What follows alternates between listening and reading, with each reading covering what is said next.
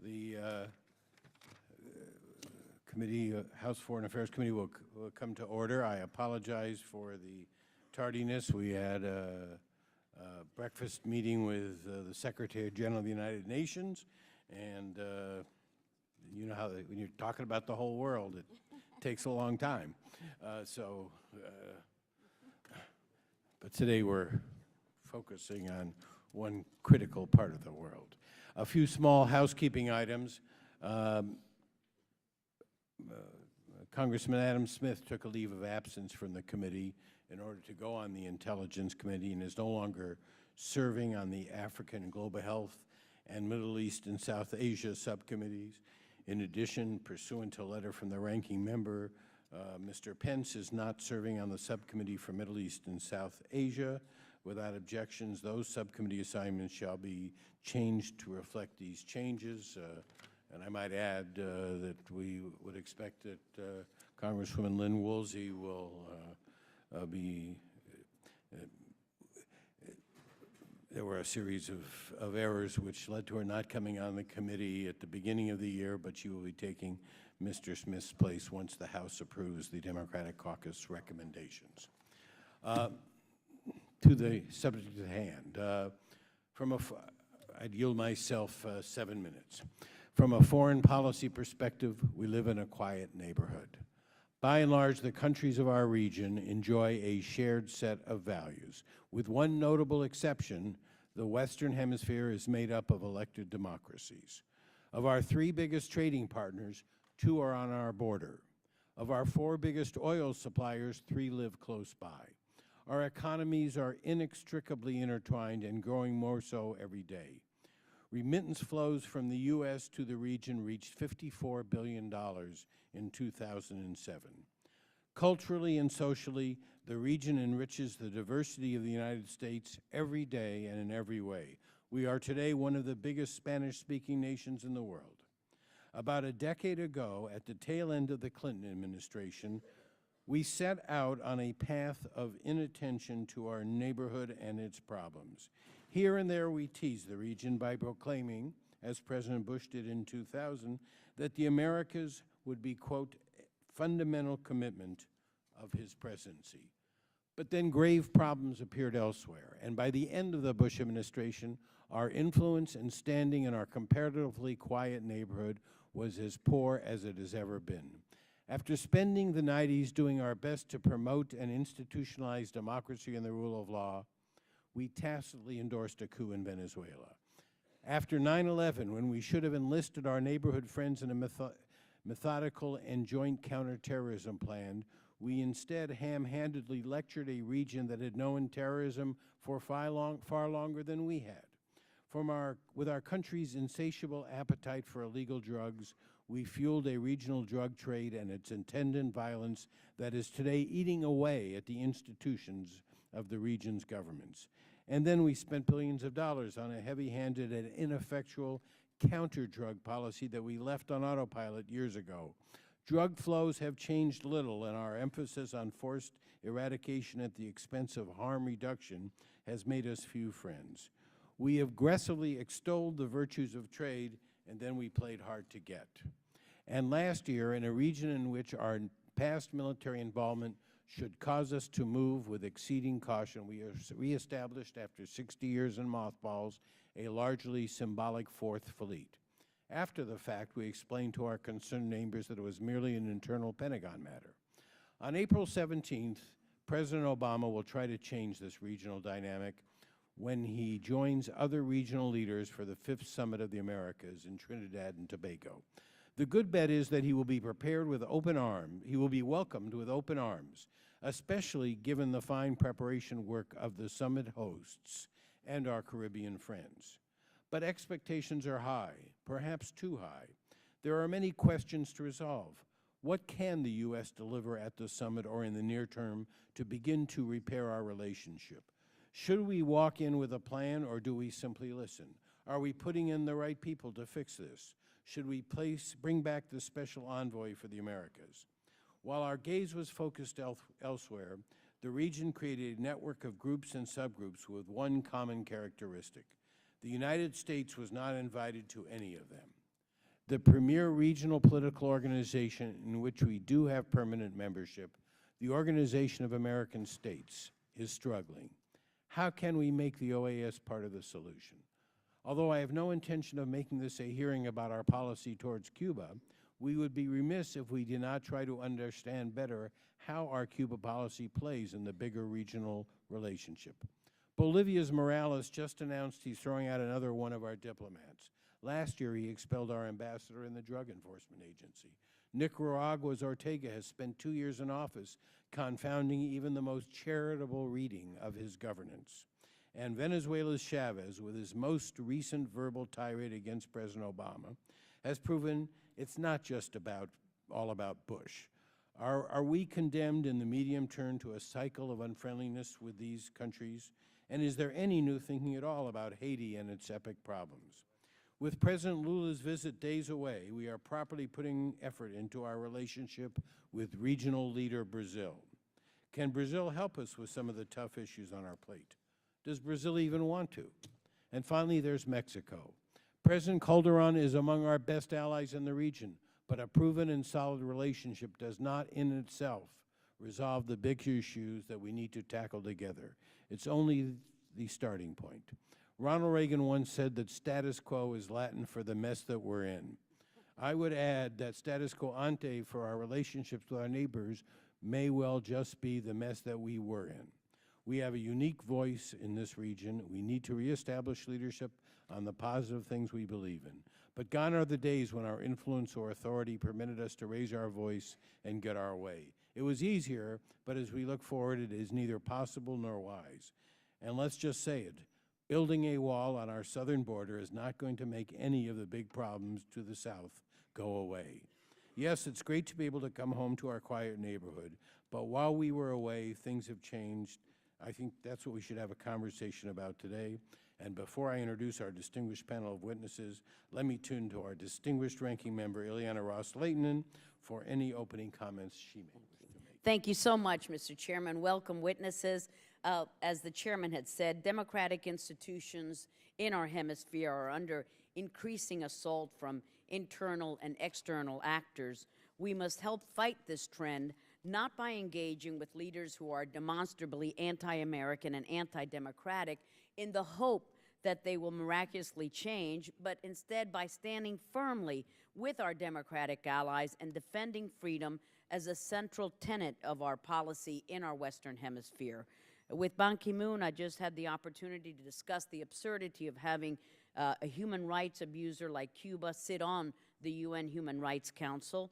In Nicaragua, we saw the November municipal elections that were widely recognized as a fraudulent manipulation of the people's right to fairly elect their leaders. Ortega has stripped the opposition of political space, developed neighborhood councils to spy on the political rights of fellow Nicaraguans, consolidated controls over all 4 branches of the government. In Venezuela, there have been attacks on property rights and the freedom of the press, to decree rule and explicit threats against opponents.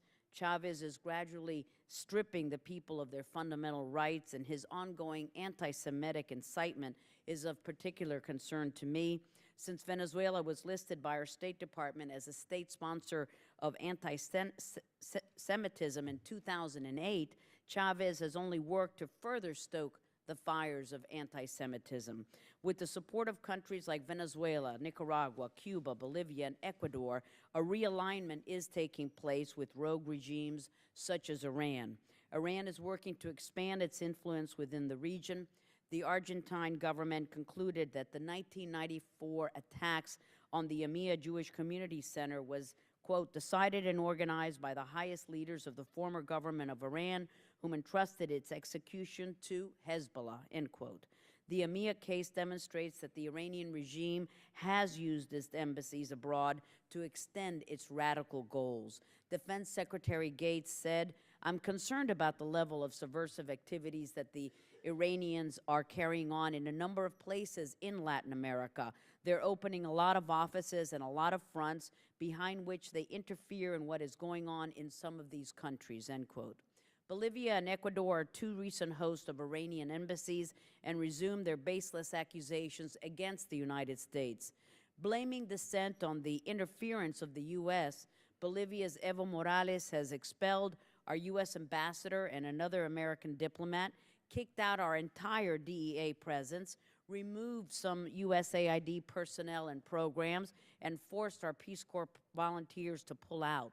In Ecuador, last September's constitutional reform not only allowed for Correa to potentially extend his presidency to the year 2017, but also forced the closure of the U.S. Manta base, a crucial post for drug interdiction flights. Correa ordered the expulsion of 2 U.S. embassy officials, and we're also seeing these authoritarian leaders establishing alliances with Iran, with Russia, and China. Fortunately, the U.S. does have strong partners in the fight against narco-traffickers, extremists, and organized crime. There is no denying Colombia's commitment on these core issues. It has made incredible progress against narco-traffickers and the FARC. It has worked to strengthen civil society and its democratic institutions. Colombia should be recognized for this, including with the adoption of the U.S.-Colombia Free Trade Agreement. This agreement will strengthen our bilateral ties while benefiting consumers in both of our nations. Mexico's drug cartel problems is an imminent threat to our homeland security issues. The chairman of the Joint Chiefs of Staff, Admiral Mike Mullen, referred to the recent spike in violence as a crisis. Our Justice Department reported that more than 700 people were recently arrested as part of a crackdown on Mexico drug and smuggling cartels operating inside the United States. And another country in critical need of support is Haiti. A myriad of challenges have placed Haiti at an extreme disadvantage in finally securing peace, prosperity, and stability for its people. I look forward to working with my colleagues to safeguard and advance critical U.S. interests in the region. And look at that, Mr. Chairman, with time to spare. I yield back. The order we will hear from the chair and ranking members of the relevant subcommittees, and then it is, with one exception, the chair's intent not to recognize 1-minute statements because we have 3 suspensions from the committee on the floor today.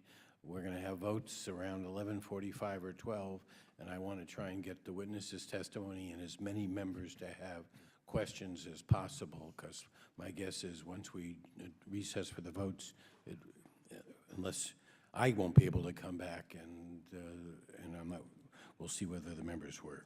I now am pleased to recognize for opening statement the chairman of the Western Hemisphere Subcommittee, the gentleman from New York, Mr. Engel. Well, thank you, Chairman Berman. As chairman of the Western Hemisphere Subcommittee, I very much appreciate your calling today's hearing to discuss the upcoming Summit of the Americas in Trinidad and Tobago. Barack Obama's election was greeted with excitement throughout the hemisphere. When I traveled to Paraguay, Chile, and Peru immediately after our presidential election, there was a real sense of optimism both among the heads of state and the citizens of these countries. I'm delighted that President Obama will be in Trinidad for the summit, and I believe that the goodwill generated by President Obama's presence at the summit will itself do a great deal to reinvigorate U.S.-Latin American relations.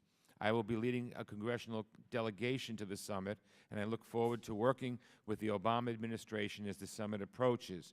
As chairman, I've had the privilege of traveling to the region and getting to know many of the heads of state. I encourage President Obama to develop personal relationships with as many of these leaders as he can. In each of these meetings, it will be important to emphasize that the United States wants to once again work with our counterparts in Latin America in true partnership. In the past several years, we've really been disengaged in the region. We need to be more engaged. If we remain disengaged and others move in to fill the void, we've got no one to blame but ourselves. And by others, I mean the Chavezes of the world, China, Russia, and Iran. We need to be engaged. Our friends in the region recognize that the U.S. is in a financial crisis and is in a difficult position to immediately promise new aid and trade opportunities. But there are actions that can be announced at the summit that are cost neutral. Given the interconnectedness of our economies, everything that happens to the U.S. economy impacts the economies of our neighbors in the Americas. A promise from President Obama to coordinate with heads of state in the Americas as we try to emerge from the financial crisis would be very well received. In addition, I have spent a great deal of time recently working to curb illegal firearms trafficking from the U.S. to Latin America, a pledge from President Obama that the U.S. will do more to enforce the current ban on imported assault weapons that come into our country that are trafficked into the Americas, particularly Mexico, would go a long way.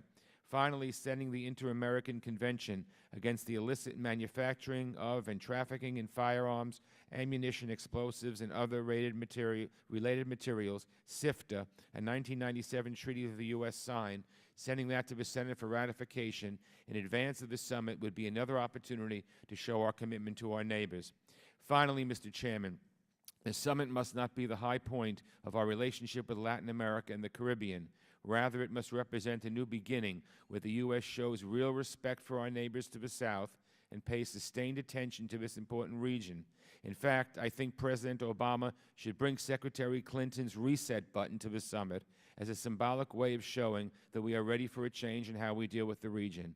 Again, Mr. Chairman, thank you. I look forward to hearing from our distinguished witnesses. The time of the gentleman has expired, and now, in the absence of the ranking member, I'm pleased to recognize for 3 minutes the former chairman of the Western Hemisphere Subcommittee, the former ranking member of the Western Hemisphere Subcommittee, the ubiquitous and distinguished Dan Burton, for 3 minutes. The former. Mr. Chairman, I hope as many members as possible can join Chairman Engel to go to the Summit of the Americas. I think it's extremely important. Central and South America and the Caribbean are our front door. We've been very concerned about what's going on elsewhere in the world, and I think we should be. But we have some severe problems down there, and I think it's extremely important that we participate and be involved more than we have in the past. We need to get somebody, a new Undersecretary of State for Western Hemisphere, so that they can really get down to work in dealing with some of the crises that we face down there. Things like in El Salvador, the potential for another leftist leader being elected could cause us more problems in Central America. We already have Hugo Chavez, Evo Morales, and Daniel Ortega down there, and we don't want that Bolivarian leftist movement to get any more traction than it has in the past. And it's going to cause remittances that go down to those countries to be cut back, I'm afraid, if we continue to see that leftist movement. We also need to be concerned, I think, Mr. Chairman, about our good friends like Colombia and Mexico. Colombia has been a tremendous ally, and President Uribe has done an outstanding job in trying to help us fight in the drug war. And I hope that we will learn from the Summit of the Americas how important it is that we extend our trade agreements to countries with free trade agreements like Colombia, because they have been such a stalwart ally in this area. And finally, I hope that we'll also be able to discuss things like the border issues that we face with Mexico. Mexico right now is a war zone in the northern part, right on our border. And I think it's extremely important that this committee pay more closely attention to that, and the administration pay more close attention to that. We may even have to send troops down there to protect some of those areas, like down around Juarez and that border area. And I think these are issues that we ought to bring up at the Summit of the Americas. There will be almost all of the nations present there, and I really think it's important that you have a very strong delegation, Mr. Chairman, and I intend to go with you and try to get other members to go as well. And with that, I yield back the balance of my time. The time of the gentleman has expired. I'm now pleased, as an exception to 1-minute rule, to recognize my colleague from Arkansas in order to introduce one of the witnesses. The gentleman from Arkansas, Mr. Ross, is recognized for 1 minute. Thank you, Mr. Chairman. I probably won't even take that. I appreciate the opportunity to welcome Mack McLarty to our committee. As many people know, former President Bill Clinton and former presidential candidate Mike Huckabee, both from Hope, Arkansas, and people are probably tired of Hope, Arkansas, but Mack and I aren't. We both graduated high school there, and it's good to have him with us today. As most of you know, his career has developed an extensive, in his career, he's developed an extensive knowledge of U.S. foreign and trade policy. In addition to serving as President Clinton's first White House Chief of Staff, Mack organized the 1994 Summit of the Americas, so it's very appropriate that he be here testifying today, and of course was later appointed by the President's Special Envoy for the Americas. So as a member of the committee and as an Arkansan and someone that is from Hope, I'm proud to welcome Mack McLarty, my dear friend, as one of our witnesses here today. The time of the gentleman has expired, and now we'll introduce the entire panel.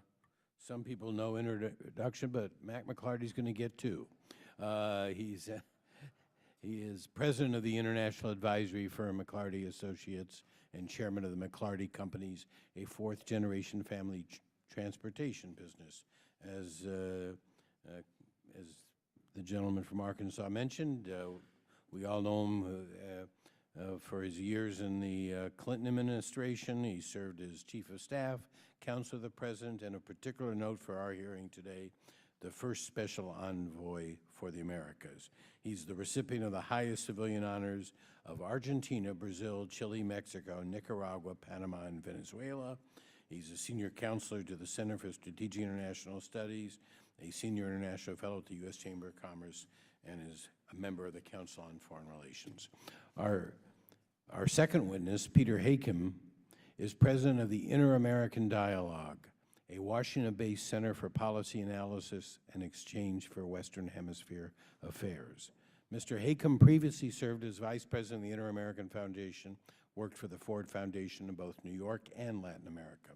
He's been a regular witness before Congress over a dozen times. He's a regular contributor on hemispheric issues to both American and Latin American news outlets. He sits on a variety of boards and advisory committees and is a member also of the Council on Foreign Relations, and he has spent time as a professor at MIT and Columbia. Ambassador Otto Reich is our third witness today. Ambassador Reich is president of Otto Reich Associates, a consulting firm which provides international government relations, trade, and investment advice to U.S. and multinational clients. In 2001, President George W. Bush selected Ambassador Reich to be the Assistant Secretary of State for Western Hemisphere Affairs, where he served until 2002. Ambassador Reich also served as President Bush's Special Envoy for Western Hemisphere initiatives. Under President Reagan, Ambassador Reich served as U.S. Ambassador to Venezuela, for which he was awarded the highest commendations of both the State Department and the Republic of Venezuela, and as Special Advisor to the Secretary of State from 1983 to 1986, he directed the Office of Public Diplomacy for Latin America and the Caribbean. From 81 to 83, he was Assistant Administrator of USAID in charge of U.S. economic assistance to Latin America and the Caribbean.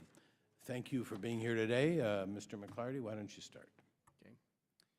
Mr. Chairman, Madam Vice Chairman, distinguished members of the committee, I am honored to appear before you today. Congressman Ross, thank you for your warm words. I have already submitted my written testimony for the record, so today I would like to just offer a brief summary. Mr. Chairman, I genuinely feel this hearing is a very timely one, not only as we look out to next month's Summit of the Americas at the Port of Spain, but also to April the 2nd, when the G20 will meet in London, where the United States, Canada, Argentina, Brazil, and Mexico will be participating. The question that you have put before us is whether our nation has a chance for a new beginning, a new course, if you will, for U.S. policy in the hemisphere.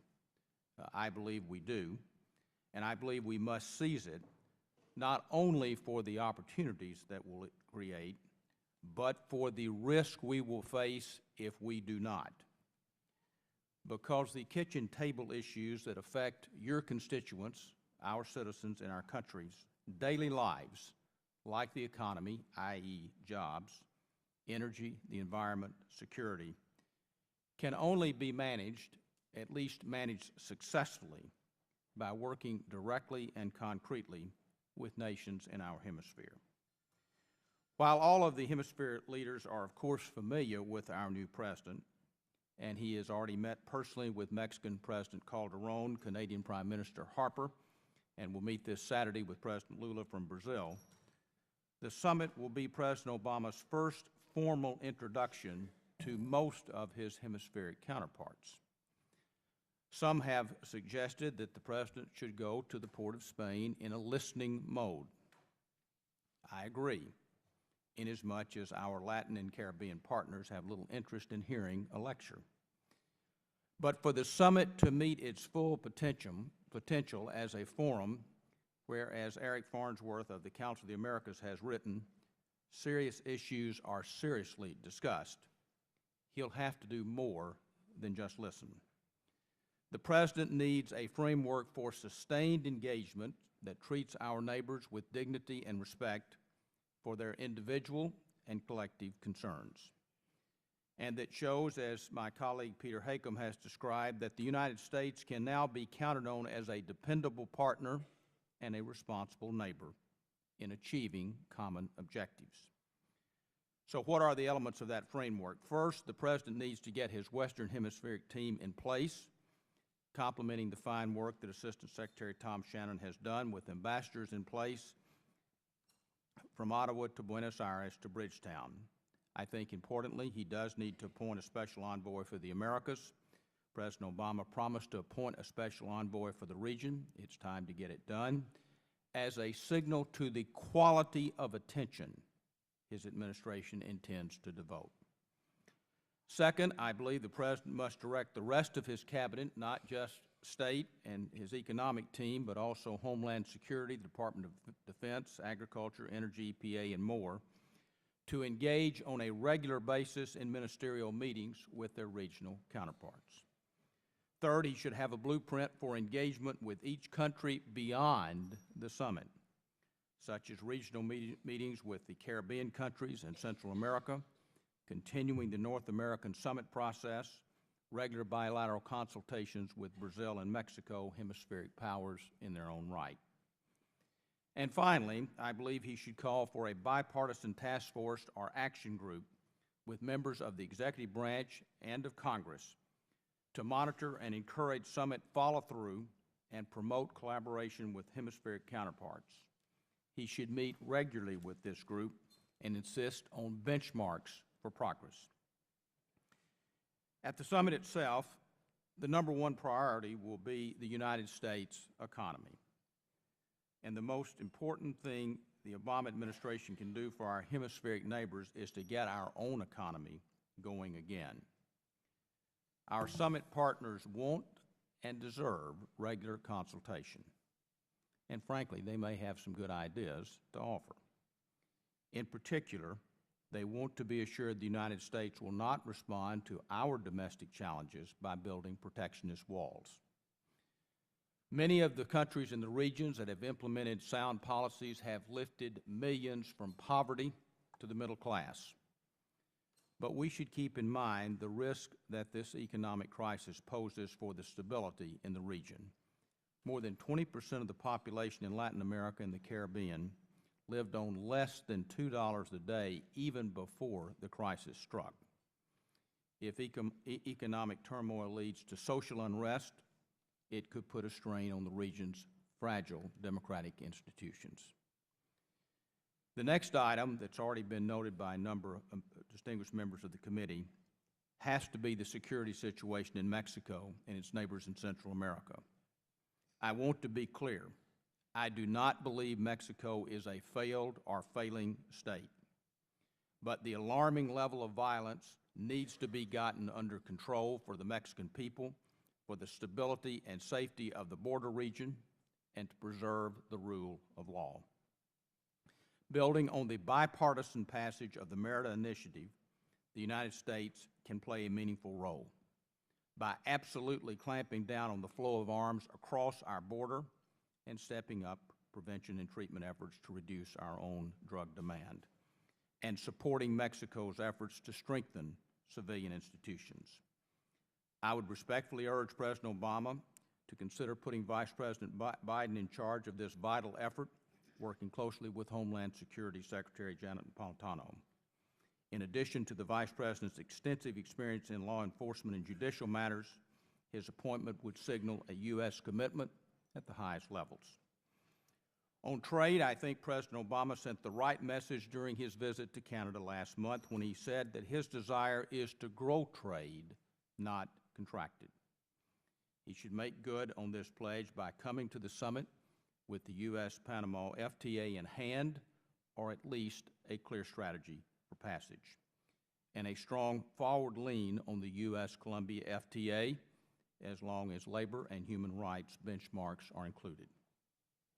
On energy, there are many issues to be discussed, not only for the security of our base supply, where over 50% of our energy imports comes from our own hemisphere, but also interest in ethanol and integrated grids.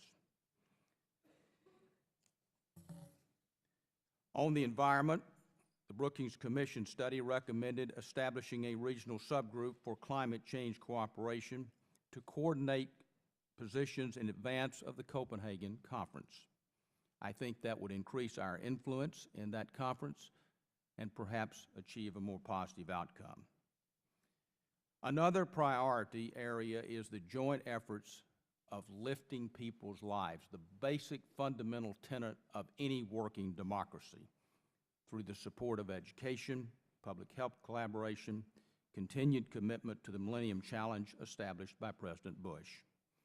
The private sector has a role to play too, as do educational exchanges.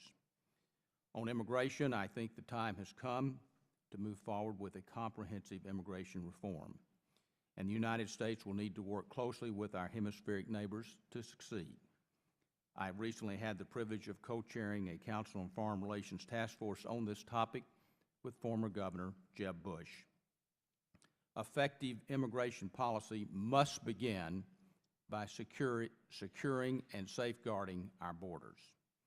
But it also must reflect realities and the labor force needs we have in this country and the support of economic development in the migrant exporting countries. In conclusion, Mr. Chairman, there can be no question that North, South, and Central America's futures, as well as the Caribbean, are intertwined. The question before us is whether that future will be one of shared peace, prosperity, and progress. I am convinced that a purposeful, pragmatic, respectful U.S. policy toward our neighbors significantly increases our prospects for success. And that's the kind of approach I hope and believe President Obama will bring to the port of Spain. Thank you, Mr. Chairman. Thank you, Mr. Hakim. Thank you very much, Mr. Chairman. Madam Vice Chairman, thank you. It's a great honor, really, to be here to testify, and especially to be on this panel with Mack McLarty and Otto Reich. Let me say that I met Mack McLarty just about 15 years ago as we were preparing for the first Summit of the Americas. And now I'm proud to say he's also Vice Chairman of the Inter-American Dialogue. And I must have learned a lot from him, because my testimony will tend to reinforce a lot that he said today. In any event, the summit is really a very critical opportunity, I think, for the Obama administration to begin really a new period of what I would call consistent engagement, consistent over time and consistent in message. And it's also an opportunity for Latin America. A consistent engagement for the United States is not only good for the United States, it's good for Latin America. And I think most Latin Americans want that kind of engagement. I think we heard some discouraging words about the state of Latin America here. I think that I'm more encouraged by developments in Latin America. I think the region has become a region of countries that are more assertive, more confident of themselves, more independent, and that, I think, sets a stronger basis, not a weaker basis, for a more robust cooperation, more robust engagement with the region. Let me say that When I travel through Latin America now and I talk to Latin Americans, I find there's a certain strange phenomena. You sense an enormous enthusiasm for our new president, Barack Obama, enormous expectations for what he might accomplish in the United States, globally, and in Latin America. Then you ask about the United States, and expectations remain low, and there's not much enthusiasm. Now, I think it's very hard to hold those two views for very long, to be enthusiastic about the leader of a country, but unenthusiastic about the country, high expectations for the leader and low expectations for the country. So eventually those two are going to have to merge. Either the expectations in the region, the enthusiasm in the region is going to rise to partner with the United States, or the expectations for the president are going to decline. And this is where the summit comes in. It's really a very important opportunity for the president to begin that process of really sort of showing that the United States is ready and able to become a dependable partner to engage in this kind of consistent engagement. Let me say, I think that the way to go about this, or let me put it somewhat differently, the spotlight in Port of Spain when the presidents meet is going to be on President Obama. There's no question about that. They, whatever the formal agenda is, whatever items are, the real issue will be taking a measurement of our new president, trying to convince him of their views, and trying to listen very hard about what he has to say. And it is very important. I think Mack emphasized this, for him to listen, but it's also very important for him to come with a real message prepared. No one expects him to come with a well-defined, comprehensive plan for the region or detailed recommendations, but they do expect to hear something about his ideas, something about the directions he's likely to go. And I think that this is the time really not to talk about the relationship in the broad, not a time to think about grand visions, but a time to attack specific items on a very difficult agenda. In many respects, it's an unfinished agenda. Many of the items have been there for quite a while. There are new opportunities and new challenges there as well. Let me say I agree fully with Mack McLarty. The central item at the summit will be and should be the economic crisis. This has an enormous prospect of changing Latin America, in changing it in rather devastating ways. I think Mack McLarty identified some of them. This has been, the past 5 or 6 years have been a period of real progress in Latin America on many, many fronts. You've seen economic growth that has been unprecedented in the past 25 years. You've seen a reduction in poverty across the region. You've seen an increase, I think, in democratic stability, particularly in the most important countries of the region. And you've seen the growth of a middle class. For the first time, Brazil has more people in its middle class than it has in poverty. Those were enormous advances. And the question is, can they be sustained? And the threat is that the economic crisis will put them into reverse. It's important, I think President Lula echoed what Mack McLarty said, that we fix our economy. That's most important, because our economy is so vital to virtually every economy in Latin America, from investment, remittances, trade, etc. But it's not just fixing our economy, it's how we fix the economy. And in fixing the economy, we have to take account of the region. Mack talked about consulting with the region. That's vital. It's also vital that we avoid the protectionism by putting restraints on imports from Latin America, restraints on investment to Latin America, remittances to Latin America, and to consistently consult with the region. I think also, I'm going on a bit about this because I do think it is very, very vital that as we work on our economic problems, we recognize that the way we go about solving them will have an enormous impact on Latin America, and the rest of the world. The rest are in no order of priority. I think all of these are important. One I think is important, not everyone will agree, but Cuba is the question is simply whether the U.S. can begin to work with Latin America on this issue. Can it align itself more? This is the issue that will probably capture the most headlines in Port of Spain, what President Obama has to say about Cuba or doesn't say about Cuba. But it does seem to me that the time has come to work with Latin America on trying to find ways of bringing back a political and economic opening in Cuba and reintegrating it into the hemisphere. And let me say it's something I'm reminded every night because my wife is a Cuban, so born in Cuba. The security issue, Mack has covered rather skillfully on Mexico, but we should remember it's not only Mexico that's facing this huge upsurge in crime and violence. There's at least, well, virtually every country in Latin America is now facing a burgeoning crime and violence problem, and it's a regional issue, and we ought to be dealing with it as a regional issue. Immigration, I agree with what Mack said. We have to sort of move towards some kind of comprehensive reform, and we also have to deal with some of the symbolic aspects like the fence and the wall, like the raids targeted against immigrants.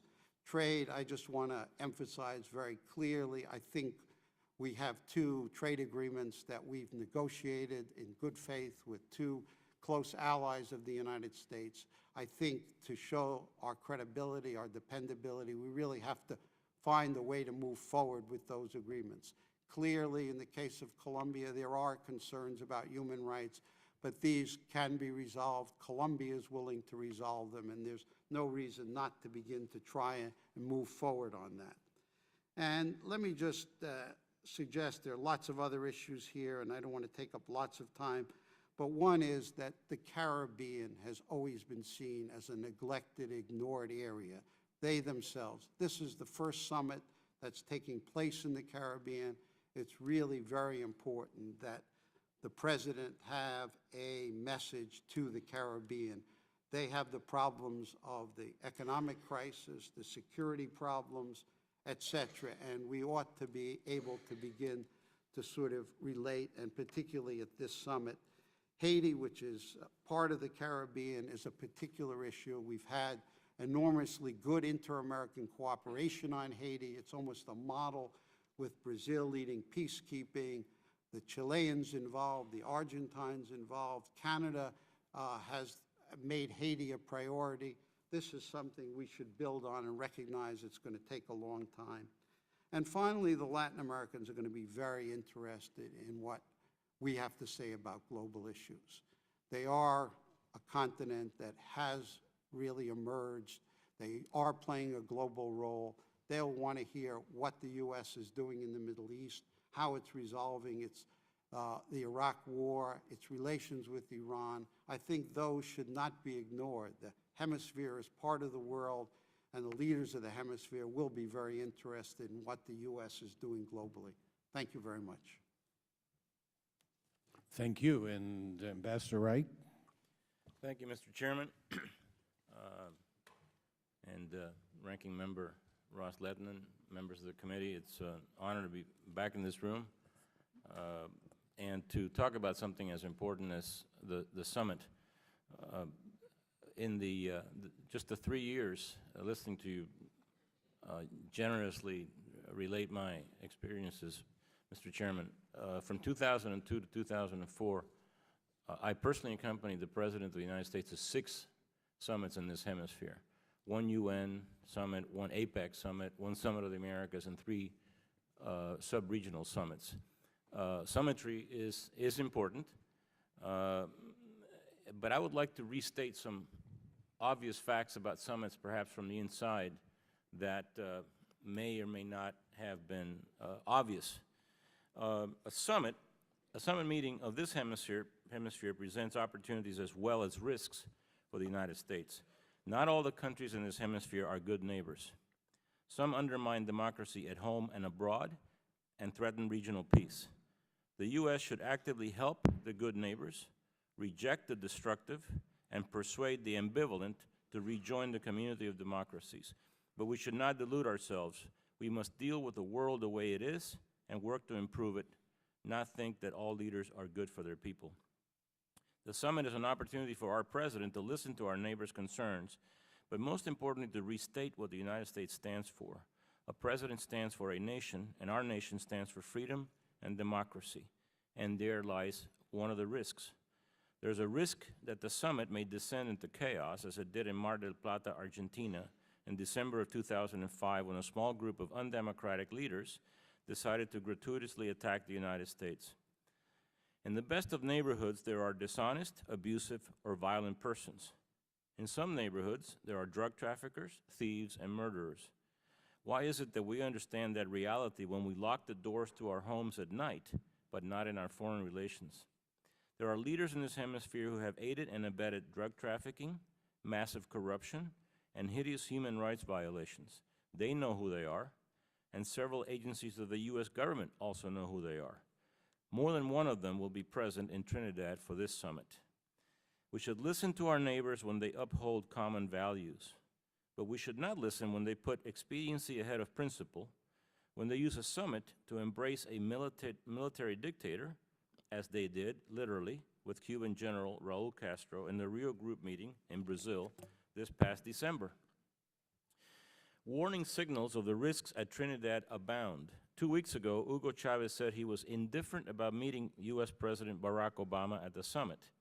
Chavez said he would go, and I quote, "to defend the integration of the Caribbean and Latin America and demand that the empire that Obama leads lift its blockade of Cuba, abide by UN resolutions, and condemn Israel," unquote. As a participant at the summit, that is Chavez's prerogative, but it does not augur well for a new beginning in this hemisphere. In Trinidad, Chavez will be reinforced by at least two other anti-Americans, Bolivia's Morales and Ecuador's Correa, who relish expelling U.S. diplomats, confiscating U.S. companies, harassing private enterprise, and then blaming the U.S. for their lack of economic and social progress. When countries expel another country's diplomats for no good reason, they are usually not interested in genuine dialogue. This is an opportunity for President Obama to restate U.S. support of democracies, real democracies, not those who claim the title simply because the leader were at some point democratically elected. This hemisphere has a long list of democratically elected people who later became drunk with power and stayed on until they had to be removed. Perón in Argentina, Batista in Cuba, Aristide in Haiti, Fujimori in Peru, and I could go on. The U.S. has many good friends in Latin America and the Caribbean, such as Mexico, Colombia, Peru, Chile, Uruguay, and most of the Caribbean nations and Central American nations. President Obama should make a very public demonstration of support for those nations. Trinidad will allow our new president to show that he knows the difference between despots and democrats, statesmen and demagogues. The president should embrace Mexico and Colombia, for example. They are under attack by our common enemies, narcotics traffickers, organized crime, and terrorists, and now the global financial crisis. Mexico and Colombia are ruled by honest reformers that support civil and political rights, individual freedoms, free enterprise, and free markets. Recently, we have heard Mexico described as a failing state. I disagree. Mexico today is the Colombia of a decade ago. We need to support Mexico like we supported Colombia in a bipartisan fashion. Plan Colombia was passed by a Republican Congress and signed by President Clinton. Not long ago, Colombia was also described as a failed state. It has not only survived, it has thrived, and now is capable of levels of development unimaginable 10 years ago. With our help, Mexico will do no less. Colombia deserves to be treated as a friend and partner. In the 10 years that Plan Colombia has been in effect, the nation has made remarkable social, economic, and security progress. Mr. Chairman, it is time to help create decent jobs in the United States and in Colombia and in Panama by approving the long-stalled trade agreements with those friendly countries. These hearings ask if there can be a new beginning to U.S.-Latin American relations.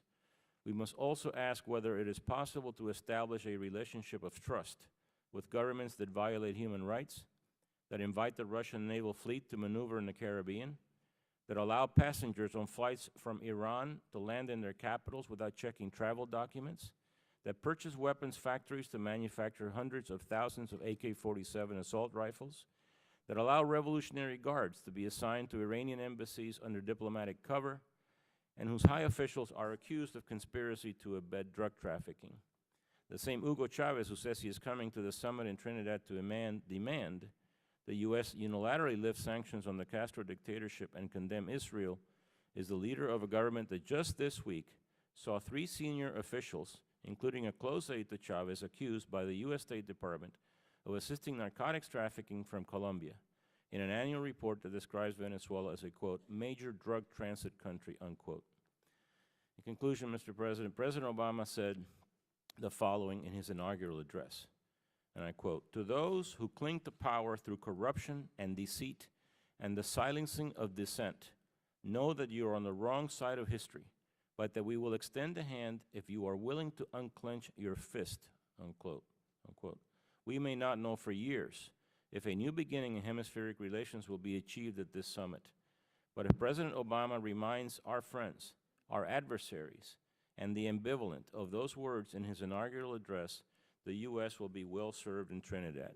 Thank you very much. Well, thank you, Ambassador, and thank all of our witnesses. And I now yield 5 minutes to the ranking member of the committee from one of the centers of the Western Hemisphere, Dade County, Florida, the gentlelady. Thank you so much, Mr. Chairman.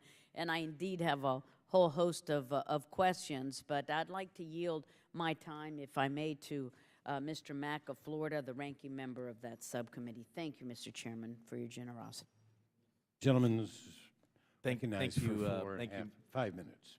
Thank you, Mr. Chairman, and also thank the ranking member for the time.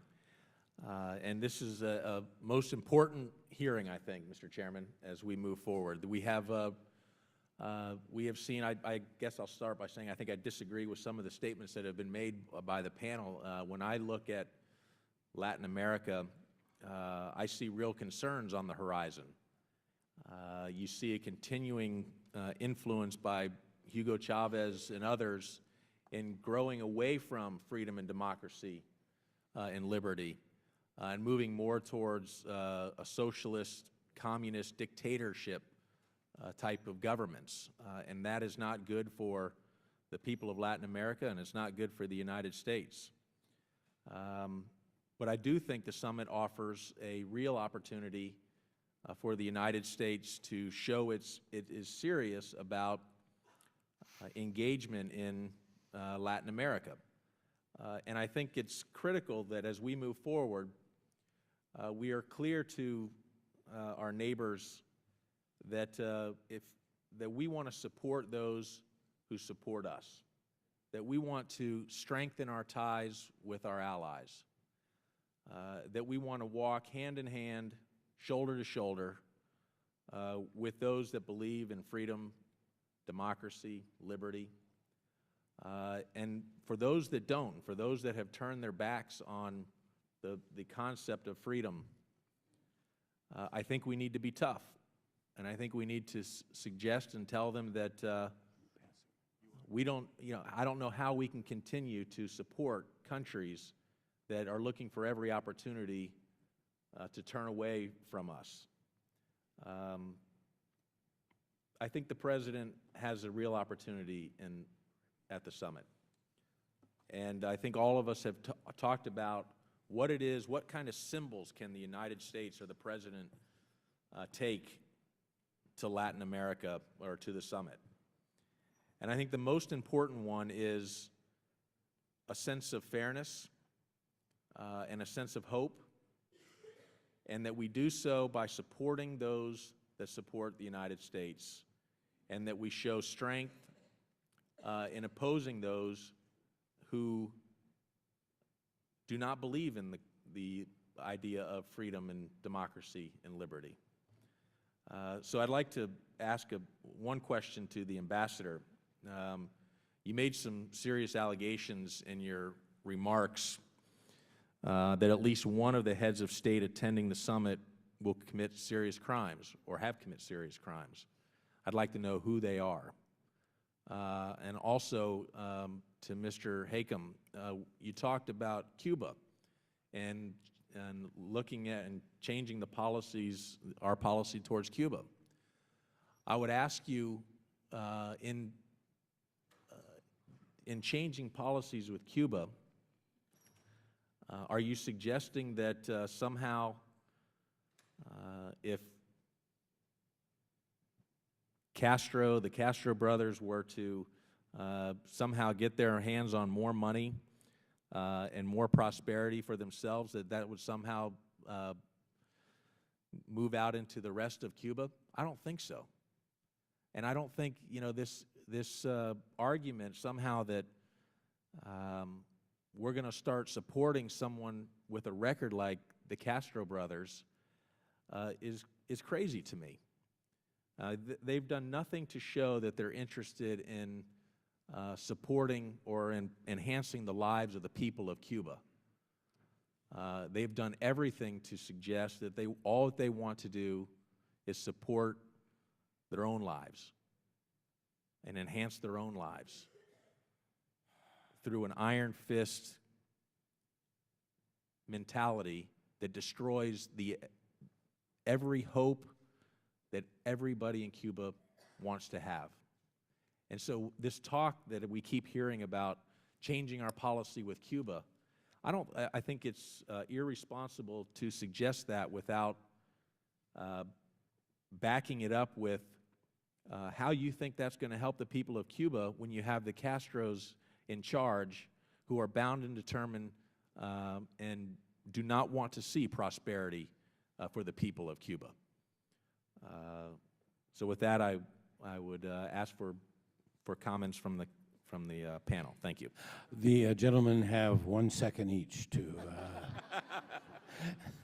Under the policies announced at our first hearing, I have to say to the gentleman that his time has expired.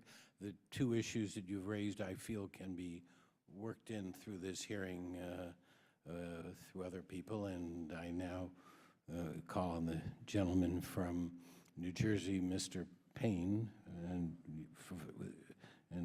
yield him 5 minutes. Thank you very much. I'm sorry I can't be as gracious as the ranking member and yield all of my time to you. But it'd be interesting to hear the answers to your questions. Although I have, I'm wondering if there will really be a real kind of partnership with Latin America. In my opinion, we've never had a real partnership. I think President Kennedy tried the Alliance for Progress and the move in the middle 60s. But in my opinion, the policy towards the Caribbean, Central and South America has not really been, in my opinion, a fair policy. We, I think, in the past were pretty exploitive. We controlled the oligarchies and the ruling parties. We supported dictators, which we hear people talk about. There are people who have dictatorial tendencies today, and we're very critical of them. However, during the 30s, 40s, 50s, and 60s, we tended to, and even further on, to be supportive of people who were not very fair to their own constituents. And I don't know, I think Ambassador Reich, you seem to certainly have the most experience, 7 presidential appointments and under 3 presidents, and have certainly been involved in Latin America much more, I believe, than probably or as much as anyone else here. And I just wonder, and we don't have much time at these hearings, our chairman has a strong gavel, but I wonder if there were some, the way we hear it now is that these new leaders who are indigenous. Some of them feel that perhaps they should move towards socialism. We condemn socialism in Latin America. Perhaps socialism may not be the worst thing for Latin America, leaders are elected.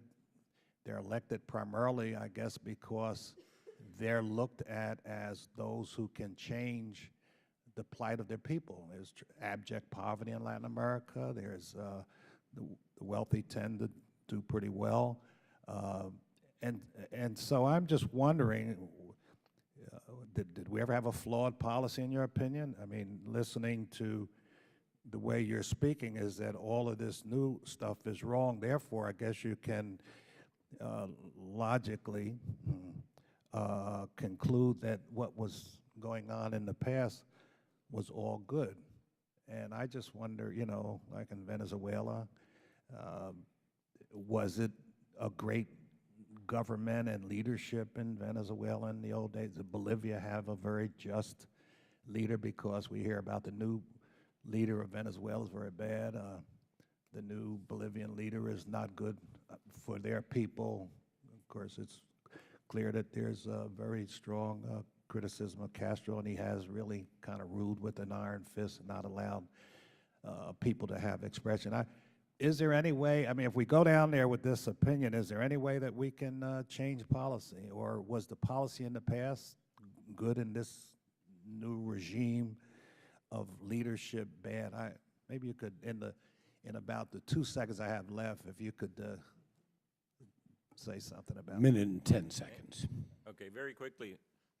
In no way am I going to say that some administrations were all correct and some were all wrong. I think that U.S. governments in the last 50 years, which is I think the period you're looking at, have made mistakes, including those that I've worked for.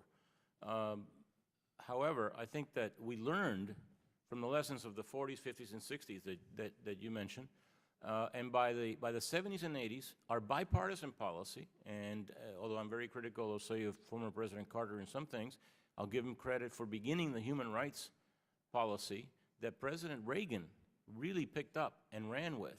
When President Reagan came to office in 1981, 90% of the population of Latin America lived under military dictatorships. When he left 8 years later, 90%, more than 90%, lived under democracies. They were imperfect democracies, they still are. But that was a very important move in the right direction.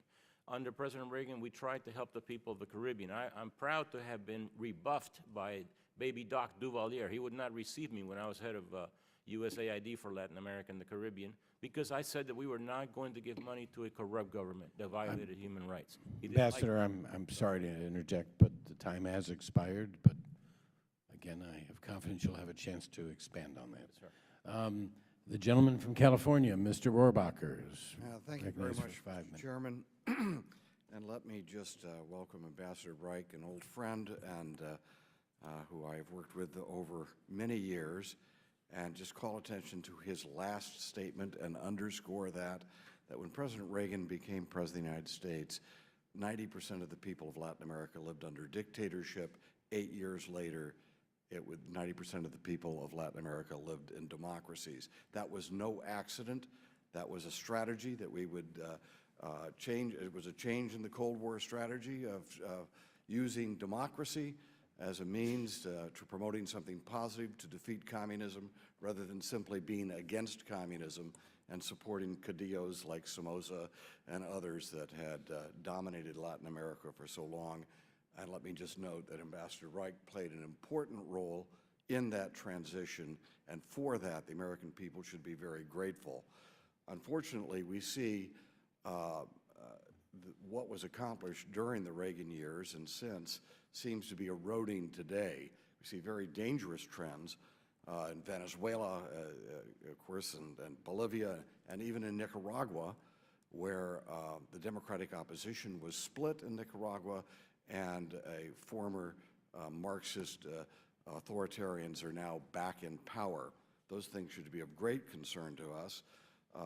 For example, this weekend there is an election in El Salvador.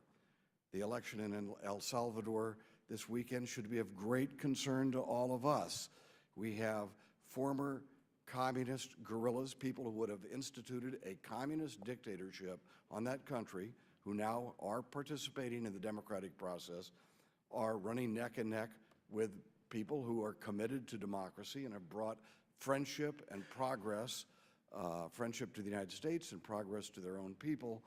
And let me just note, Mr. Chairman, you stated that there are $54 billion in remittances that go from Latin America to the United States every year.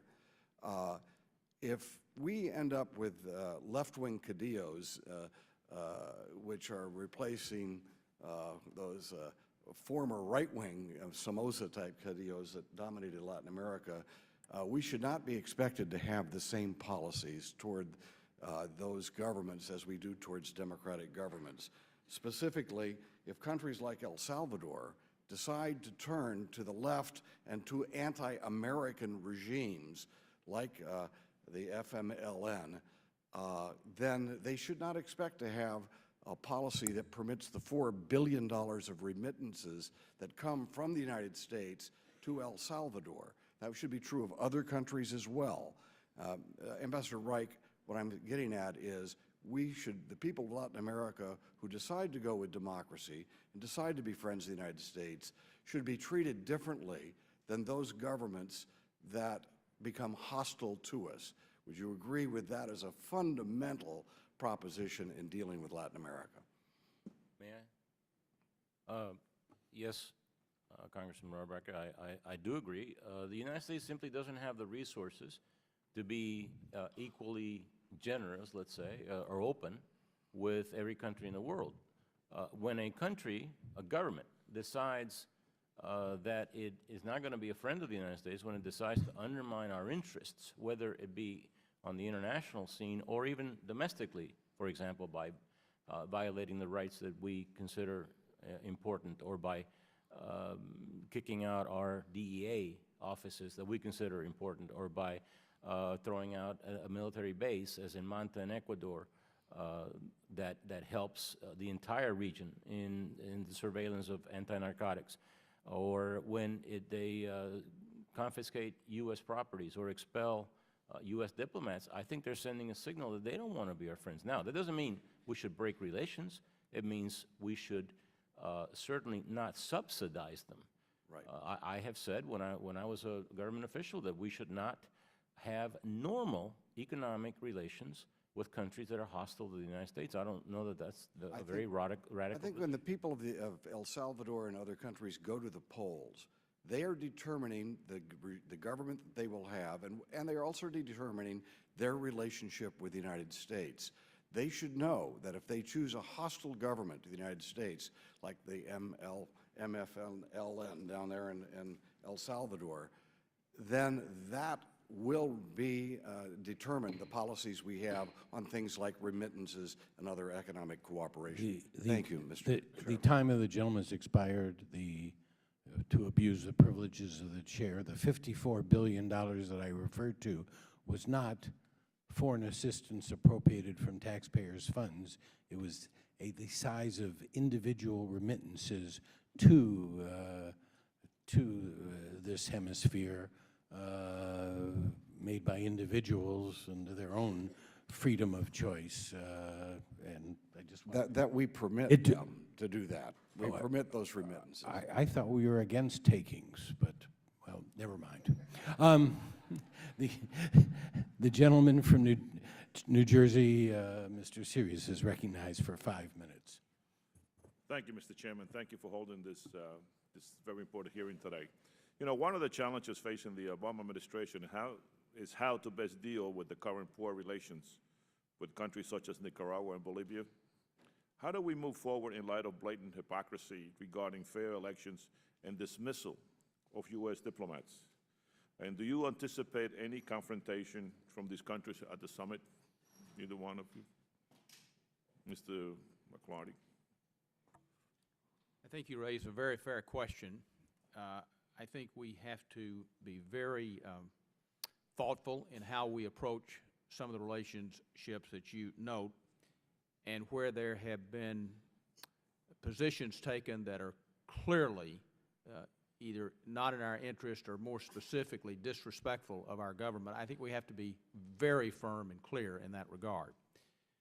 Having said that, I think we need to be very careful not to work against our own interests by overreacting or making a bad situation worse by complicating it with unnecessary statements or positions. So I think we need to be very measured, very careful, but when there is a specific situation that we need to firmly speak out on and reject, we need to do that, whether it's at the summit or in the ordinary course of our diplomatic business or some of the other business that the Congress undertakes in terms of trade preferences and other programs authorized by the Congress. It's hard to predict how any summit meeting of this type will go with 34 heads of state. My sense is, in talking to leaders around the region, that it is likely that those who might be confrontational or disruptive will feel an increasing sense of isolation and an increasing sense not to be disruptive or destructive in their discussions. So that is my hope, and that's my belief in how I think this summit will go. You know, I just sometimes think that some of these countries, in order to cater favors with other countries, let's say Venezuela, may go to the summit and really be aggressive and really be confrontational, because they'll get favor status, let's say, with oil. I mean, oil is a very powerful tool to make countries to be confrontational and have someone up front do the confrontation. Mr. Harkin, would you address that? Let me say that I think there's sort of a problem with sort of the framework, that there's somehow countries that are our adversaries and countries that are our friends. We're talking about a continent with 34 other countries. Some really are adversaries and enemies. But this is 34 countries that are very different. They have different histories. Some have very turbulent histories. Some are richer countries. Some are more stable with institutions. One would expect a great variety of governments in these countries. And it seems to me that we ought to not be looking at sort of the short run, the immediate, to punish this leader or that leader. We are sort of a country that has a 200-year history, a democracy. Our job ought to be to sort of assist those countries that are moving toward democracy, to try to persuade those that aren't. There's no good reason to sort of, for the United States, for example, to pick a fight with a Bolivia. I mean, Bolivia is a small, tiny country that what we should do is continually try to find ways to wean it away from the influence of Venezuela. Our ending of trade sanctions to Bolivia. It seemed like a reasonable response to having our ambassador expelled, to having DEA expelled, no question. On the other hand, there's somewhat 100,000 jobs, poor workers that will suffer. It doesn't help. It pushes Bolivia closer to Venezuela. It seems to me that it doesn't serve the purpose that we want to serve over the longer term. And let me just bring in the Cuba question. You said that I could work it in, and I want to be very, very specific. In your 25 seconds. Very, very specific. I did want to work it in myself, but you know, Brazil has promised to invest something like $1 billion in Cuba. Now, you can say that that's not going to help the average Cuban person, that it's going to largely go to the government. I can't answer. I don't have the data to answer that question. But I do know I'd rather have Brazil investing in Cuba than having only Venezuela there. And I think it's, you know, Brazil is going to go there with a commercial relationship in mind, a democratic government, and I think it's much healthier than simply leaving it to the Chinas and the Venezuelas. The time of the gentleman has expired. The gentleman from California, Mr. Gallagher. Thank you very much, Mr. Chairman, and I want to commend you for being my kind of a chairman with the way you run the trains on time. Welcome to all of our witnesses. Mr. McLarty, good to see you back. We worked together many years ago when you had a different hat on, and great respect for the challenges that you faced during those times. I'm going to try to be as brief as I can so that we can have a chance to have a couple answers on a couple questions, but one that really kind of has been a long-term issue that I've associated myself with is the issue of immigration that we have and the challenges that we face. You mentioned the word comprehensive immigration reform, and now is probably the time. Now, reasonable minds can differ on the definition of comprehensive immigration reform, but it would be very hard in a one-on-one debate to argue that it is not de facto amnesty. We talk about how many folks we have illegally in the country today. No one really knows. Some say 12 million, some say 20 million. We do know that the 12 million figure was used 7, 8, 9 years ago. It would be hard to argue that that number has not increased. I think probably in my own mind the number is probably closer to 20 or maybe even greater. Can you tell me how you believe that from a political standpoint our current majority here can aggressively try to persuade the American people that de facto amnesty, comprehensive immigration reform, the time is correct when we're facing over 10% unemployment, when we take a look in many states like California, when we take a look at the challenges on education, health care, and the criminal justice system, with almost a third of our jails and county jails, city jails, state and federal penitentiaries with populations by principally about a third that are illegally in the country having committed a crime, not an immigration violation. How can you tell me that you really think, without taking many members off the political cliff, that this agenda can move forward? I don't think there are very many of persuasions on the left or the right that feel our current immigration program and system is working in a satisfactory manner. I would start from that premise. And I don't think you can argue persuasively that the current policies we have reflect the realities that you outlined in your comments. So I think that calls for a serious addressing of the issue and hopefully the ability to achieve some type of consensus and reform. I don't think you can persuade the American people to have outright amnesty, even though there may have been reasons for those people coming here that were very personal, very family-oriented, but nevertheless, they did not follow the law. So there has to be some way to address the realities of the 12 or 20 million people that are here and how we deal with that. And I would suggest that from a security standpoint, and for many more reasons, it is essential that we try to address that problem. I think you have to have a very comprehensive program to have some restitution of those people who are here if they are going to earn citizenship. I think that has to be done, but I would start with even a more basic premise, and that is we have to start with securing our borders first and then work toward comprehensive immigration. I think finally, I think you can make the case from the American people's standpoint, and I realize the economic situation in our country. I understand your point. You've made it very clearly and with great sincerity. But I would suggest that our economy is strengthened if we can get our immigration laws in much better order than they are today, not detracted from, and therefore I think the well-being of all of our citizens would be enhanced with the proper type of reform that's got to be done on a bipartisan basis. That's what Governor Bush and I are working to try to come up with a proposal. I certainly can't disagree with a great deal that you said, but all too often around here, the devil is in the detail, and if we can collectively work on it, maybe we'll be able to move ahead in a positive way.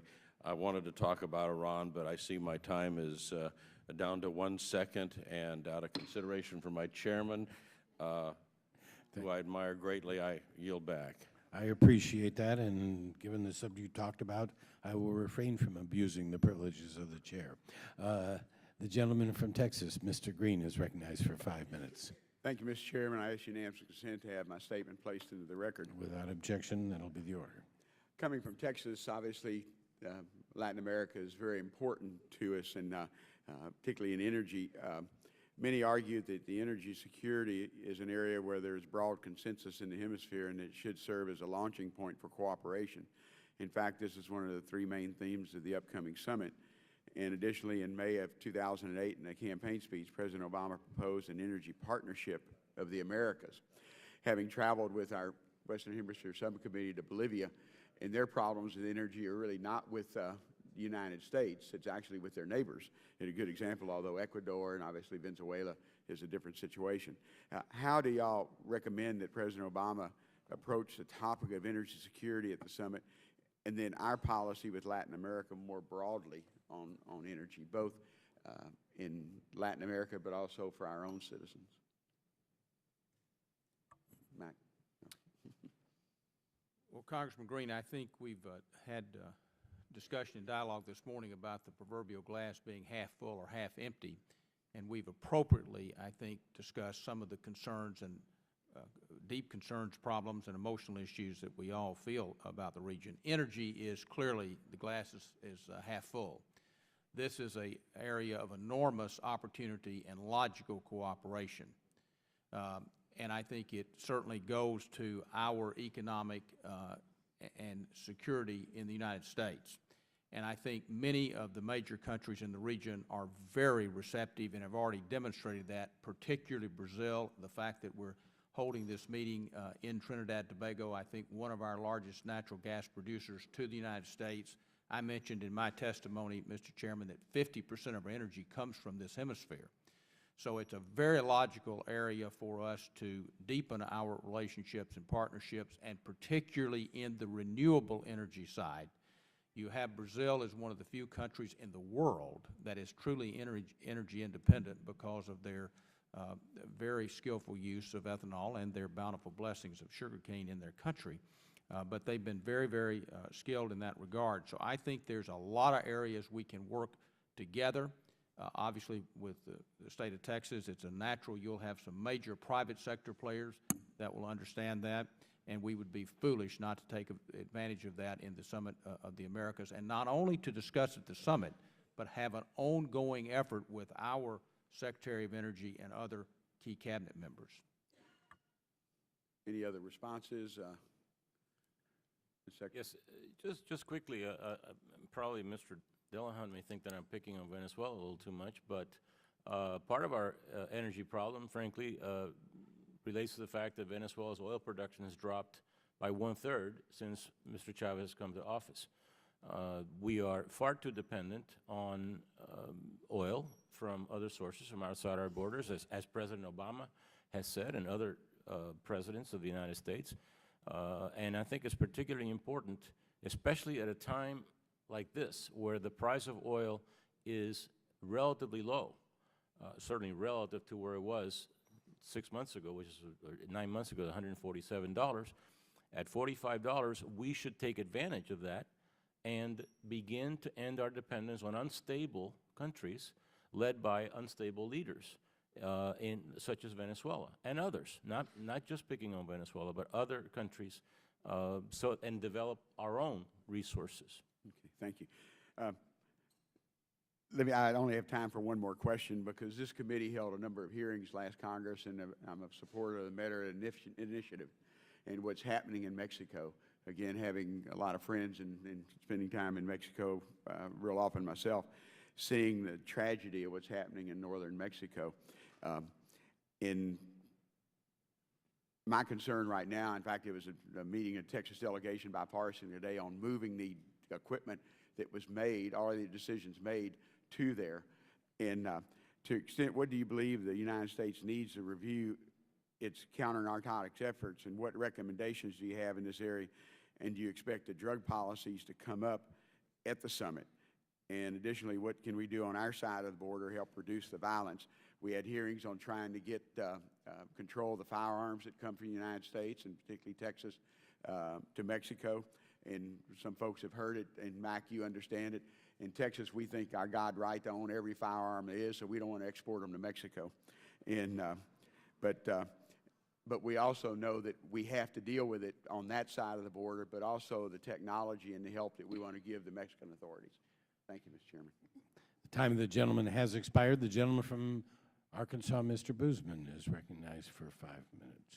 Thank you very much, Mr. Chairman. I want to welcome all of you, but especially Mr. McLarty. He's a native son of Arkansas, and we're very, very proud of him and the way that he served his country and state in a variety of different ways.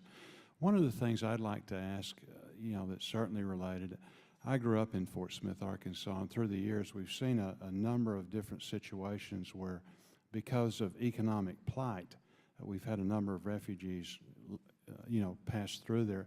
And I guess, because of the economy, the dire straits in the economy, looking forward, can you predict if you see most of these people were fleeing not for freedom or political things, they were just literally starving to death.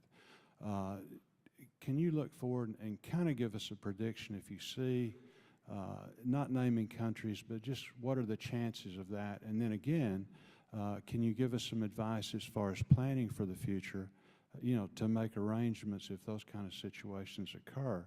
It seems to me like it would be, the responsible thing to do now, rather than have a situation in the future where we just have to react.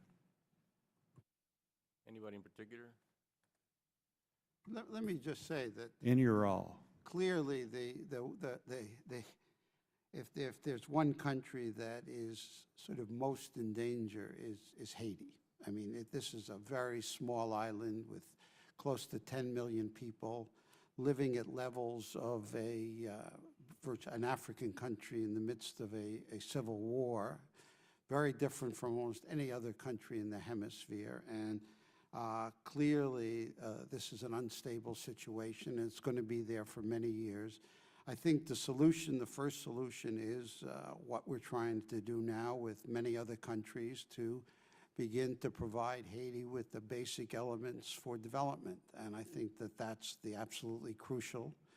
I think Haitians in this country, and there is a large population, the Vice Chairman knows that, in this country, and they're providing a lot of income to Haiti through remittances.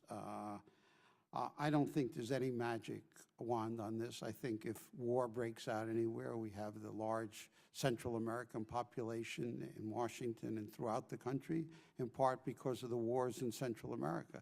There's lots of different reasons for migration. Some of it's economic, some of it's political, some of it's security reasons. And the one country that's, I think, in obviously most danger right now is Haiti, and it probably will be for the next 15, 20 years.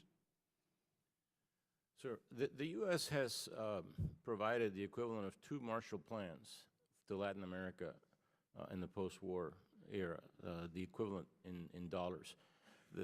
We should continue our aid programs, but we should also recognize that the main problem in Latin America in development, because the answer to your question is economic development. If people have decent jobs, they'll stay in those villages, whether they be Haiti or Mexico or any other country that sends immigrants to the United States. The main problem, in my experience, I ran our aid programs to Latin America, that's what I studied in graduate school, is corruption. The money that has gone, particularly from governments and ODA, of official development assistance, has not been put to good use, either because it's been stolen, outright stolen, or been wasted, a lot of it. A lot of it has done good. I can tell you in Central America, back during the Reagan administration, the Central America that we saw in 1981, 82 is totally different from what it is now. Now, unfortunately, it has, I think it has the potential to revert if we don't do something. And what we can do, frankly, is continue to open our markets. This is why the last administration put so much emphasis on trade, because we don't have other resources. We don't have huge pots of money to provide to a country like, say, Mexico with 100 million people, Brazil, where of 180 million people, 53 million of them don't live on $2 a day. Those are that's the equivalent of an entire country. But the issue is corruption, and goes back to Congressman Mack's question about the crime. The crime that I'm referring to is the crime of, for example, that you see in Bolivia, where a private oil company owner, on his way to give a bribe of several $100,000 in a suitcase to the head of the oil company, is murdered and the money stolen. Now, who did it? It should be investigated. The crime in Venezuela, an investigator, a prosecutor by the name of Danilo Anderson, investigating government corruption, is murdered. The investigation stops. The time of the gentleman has expired. The chairman of the Western Hemisphere Subcommittee, Mr. Engel, is recognized for 5 minutes. Thank you, Mr. Chairman, and let me say, Mr. Hakim, Mr. McLarty, it was good having dinner with you last night. And I want to just make a couple of statements and then ask anybody to comment on them. First, let me say, Mr. McLarty, you were President Clinton's special envoy for the Americas, and in my opinion, you were extremely effective, and I think in part because of a combination of your knowledge and your ability to get things done, but because of your relationship with President Clinton. The Bush administration eliminated the special envoy position. I thought that was unfortunate, but President Obama has said that he will bring that position back to the White House. So I'm happy about that, and I want to know if anybody might want to comment on that. Let me also say, Mr. McLarty, you had mentioned about President Lula in Brazil saying that the best way for the U.S. to help is to swiftly revive our own economy. In light of that, what specifically could President Obama promise at the summit that would help our neighbors in the Americas as they deal with the financial crisis? And let me throw out a few things. Would it be useful for us to increase U.S. funding for the International Monetary Fund to help countries in the region deal with the crisis, or increasing funding for development banks like the Inter-American Developmental Bank and the World Bank? Let me ask that, and let me also say that in my opening remarks, I talked about a few actions that President Obama could take in the hemisphere that would be cost neutral but symbolically important.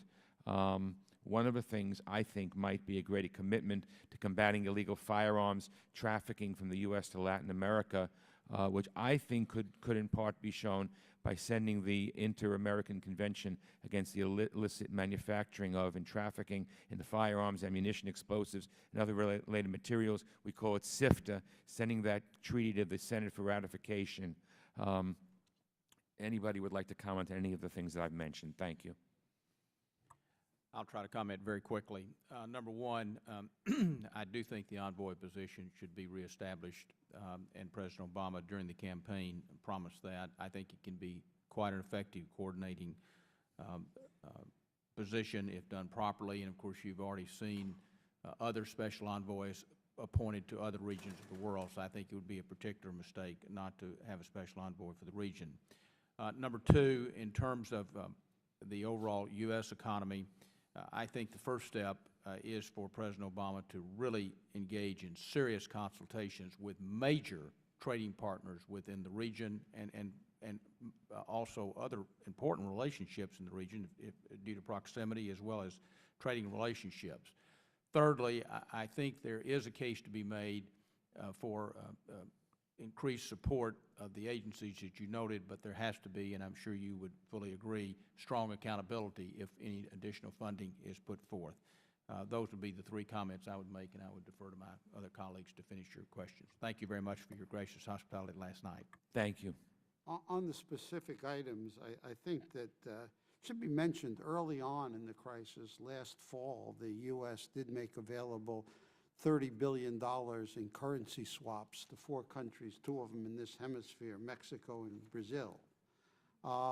This was very important that it didn't cost the United States anything, sort of a financial arrangement, but it did reassure investors in the 2 countries and prevented a real collapse of the currency potentially in Mexico and Brazil or an inflation.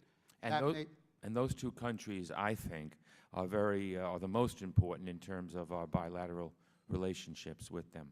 I think that that's also correct. With regard to the international financial institutions, the numbers are huge when you look at what the countries might need. The estimates of the World Bank president were somewhere between, for all developing countries, something like $300 billion to $700 billion to just make up sort of the kinds of resources that will be lost in the for Latin America, I've seen estimates between about $70 billion to $250 billion. So the institutions do need more resources. There are some imaginative ways to get at those resources. have been writing about them in various places, the special drawing rights. There are ways to increase the ability of the IMF particularly, which is the one that handles the large amounts of money, but also the Inter-American Development Bank, the World Bank, the Andean Development Corporation. These are all organizations that have really good records. And let me just say, because my time is up, as chairman of the subcommittee, and I will be at the meeting in Trinidad, I hope that we can raise some of these things, because that's really, really important. Thank you, Mr. Chairman. And your time is up. The gentlelady, the ranking member, Mr. Ross-Leighton, is recognized. Thank you so much, Mr. Chairman. Thank you for excellent testimony, gentlemen.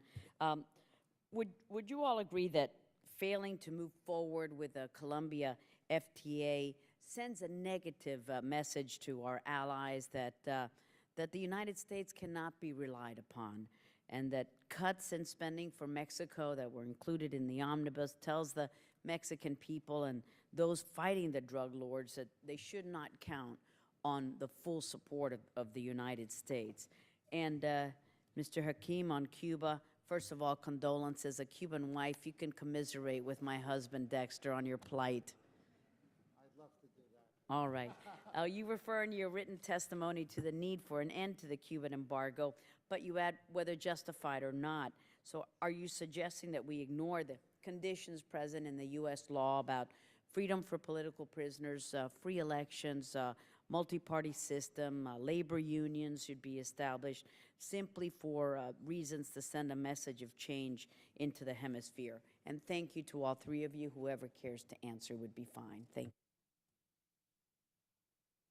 I'll take the first two very quickly and then defer, Peter, to you and Ambassador Reich. Number one, on the Colombia Free Trade Agreement, I've already said in my written testimony, I think President Obama should go to the summit either with the passage of the Panama FTA, which I think is first in the queue, or at least a clear strategy to get it passed, and with a strong forward lean toward the Colombia FTA. I do think you have to have very specific measures regarding human and labor rights, but I am on record supporting that agreement, Madam Vice Chairman. As far as the support of Mexico, I've tried to be very strong and clear in my position and my remarks regarding our support of Mexico. I don't think it's simply, however, a matter of just more money. I think it is active engagement, of focus, and going back to an earlier question in terms of Chairman Engel's comments about the trafficking of guns. In no way does this get into any of the gun issues. We feel just like Congressman Green. Thanks, Mack. I'm going to cut you off. Peter. First, let me just on the Colombia issue, I would like to put it in a positive way, that if we were able to move ahead with this, if we're able to sort of approve this agreement in Congress, I think it would mean a good deal to our relationships. It would increase our credibility across Latin America. So I agree with you, but I think the positive is better than the negative on that one. On Cuba, yeah, I probably should commiserate with your husband, but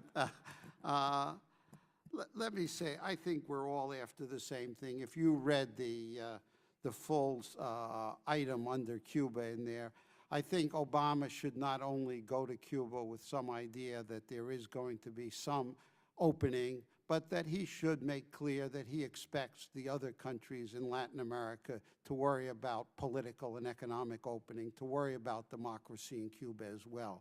In other words, that shouldn't be just the United States' interest. It should be the hemispheres.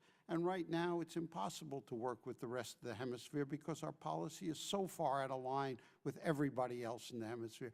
I think we would move much more quickly, much more steadily toward a democratic opening in Cuba, frankly, my view, if in fact we were able to work with countries like Spain and Brazil and Canada, all who have rather extensive relations with the countries. And I'd much rather have them have the relationship than the Venezuelas, the Irans, or the Chinas, frankly. Thank you. And Ambassador Reich, what do you think of this concept of lifting the embargo on Cuba with no preconditions, and yet for Colombia, oh, let's whack them with all of these conditions? I have never seen in my years in government a government more determined to negotiate with itself. The Cubans have yielded absolutely nothing in this debate. all the concessions are unilateral on the part of these, whether it's the Carnegie Endowment report, whether it's Senator Lugar's staff report. They said, just lift the embargo, lift the embargo. And after 50 years, Fidel Castro will immediately release political prisoners, allow free trade unions, do all the things that he's never done. I mean, I don't know what they are importing, frankly, from Latin America. Thank you very much, gentlemen. Thank you, Mr. Chairman. Gentlelady has yielded back her time. The gentleman from Virginia, Mr. Connolly, is recognized for 5 minutes. I thank the chair, and I want to say hello to Peter. Hakim, you may recall we used to work together 20 years ago when I was on the Senate Foreign Relations Committee. It's fun to be back, and you're still here. Let me ask a question. I'm somebody who believes that focus often helps. When we look at the summit, in the CRS report prepared for today's hearing, they point out that there are 600 initiatives that have been introduced through the summit process. What constructively can really be accomplished with that kind of diffuse lack of focus, and how do we monitor progress on such initiatives? And frankly, is the summit the most useful of platforms for the United States in the pursuit of diplomacy in the region? Let me, because I'm going to just plagiarize from something Mack McLarty said yesterday. So if I let him talk, he'll say it, and then I won't have something to say. But the idea of the summit initially was not to sort of come up with mandates for the hemisphere, to come up with huge plans, but really to change the tone and texture of relations among the countries of the hemisphere. There hadn't been a meeting of the heads of state since 1967, almost 25 years, more than 25 years since there had been a meeting. Just the very fact that the U.S. Called the meeting, asked the heads of state, suggested that there was something of a community of nations. Probably a loose community at best, but still that there is something that binds the hemisphere together. I frankly have never thought the working through this list of deliverables, this list of mandates, initiatives, is terribly helpful. I think what the most important thing is to get the leaders together to talk. At this summit particularly, I think the formal agenda will be less important than the open discussions among the presidents, and obviously with a spotlight on our president, Barack Obama. Mr. McLarty? Well, first of all, thank you for bringing us back to the real world and underscoring some accountability in the process and a bottom line, that is real results. What kind of programs really help people or help strengthen democracies? I think you're right on point. Obviously, 600 is far too many. I agree with Peter in terms of the overall framework of the summit, the tone, the relationships, but I do think you can have a measured number of specific initiatives. I think you can have more than one or two because you have the full cabinet who are anxious to engage in the region for the most part and have common interest or common problems. And I think on a couple of the much higher level priorities like security in Mexico, you need to have a strong engagement by the executive branch on that. So I think that's how the process should be broken down. I tried to suggest some at least ways to pursue that in my testimony. Thank you. That's all right. Yeah, on democracy, I think we need to be very clear that democracy is more than just an election. A lot of the, I refer to what I said in my prepared remarks, a lot of the heads of state that are going to this summit and go to other summits are elected, democratically elected leaders, and a lot of people say as long as they're democratically elected, we have to respect what they do. I disagree. To be a Democrat, a small d Democrat, you have to rule democratically. It's not sufficient. It's essential to be democratically elected, but it's not enough. You have to respect the rights of the people, provide opportunities. We can help provide those opportunities, and I agree with my colleagues as to some of the things that we can do. I'll give you a specific example with Brazil. When President Lula came in, and it refers a little bit also to Mr. Payne's question about whether we reach out to governments that we don't necessarily agree with. When President Lula was elected in Brazil, I was the Assistant Secretary of State. He had been a far left radical in Brazil. But we recognized the fact that he was also a small d Democrat, had run for president 3 times, had lost, had never become violent, never become a terrorist like some of his colleagues. and we made a decision to work with him. President Bush reached out to him, set up a series of bilateral cabinet-level working groups across the economic and social spectrum that assisted enormously in some of the gains that Peter Hakim mentioned earlier that Brazil has achieved in the last few years under President Lula. We can do this with left-of-center Democrats, with right-of-center Democrats. We just can't work with extremists. Thank you. Thank you, Mr. Chairman. Time of the gentleman has expired. The gentleman from New Jersey, Mr. Smith, is Chairman, thank you very recognized much. for minutes. You know, on that question of working with President Lulu, he will be in town, as you know, this week. The House has a resolution on the floor later on today, HRES 125, that speaks to a very serious problem of child abduction. There's a man in my district, or just outside my district, David Goldman, who had not seen his son for 4.5 years, utterly frustrated by the abductors, the kidnappers. His wife is dead, so there's no mother involved. She died last August. And we have been trying very hard to get the Lulu government to step in. I do believe that there are people within his government who get it, who understand it, that they have an obligation under the Hague Child Abduction Treaty. But, you know, words are good, sentiments are good, but we need actions and deeds. And our hope is, and you might want to speak to this, any of our panelists, you know, there are 51 cases arising out of Brazil, several hundred in Mexico. The number is 2,800 children worldwide who seem to fall into the category of Hague, you know, where they should be returned home to their habitual residence and to the left-behind parent and have not been. It seems to me the summit offers an opportunity to accelerate the training of judges, or the call for the training of judges. Many of the judges were not Hague literate, particularly at the lower court level, who were dealing with this case. And again, he had not seen his son for 4.5 years. I was there when they had their reunion, and it was a moving experience. The son recognized him. By an hour's time length, they were actually playing around the world basketball and laughing and joking just like dads do, and yet he's still separated from father and son. Secondly, Frank Wolf and I tried to get into Cuba a month ago to meet with Dr. Bichette to raise political prisoners who are today being tortured and mistreated in the Cuban gulags. It seems to me that we need to say to our president, if you're going to make any move whatsoever, and to the Congress, absolutely the precondition has to be the unfettered release of these brave, noble, the best and the brightest and the bravest of Cuba who suffer for democracy and for human rights. They're the Václav Havels, the Lech Waleses, the Harry Wu, the Wei Jingshangs of Cuba. They are great people, and today they languish and are so mistreated. So if you could speak to those two. Mr. Smith, I am a little bit familiar with the Goodman case. I think what it points to, frankly, is the need for one of those elements that is inherent in this entire hearing, the importance of the rule of law. And we haven't specifically mentioned it implicitly, but it's been explicit. It is an essential element to economic development, which in turn affects terrorism, immigration, and everything we've been talking about. And I would really hope that the Brazilian authorities would recognize the human tragedy inherent in this case and you know, return the child to his natural father.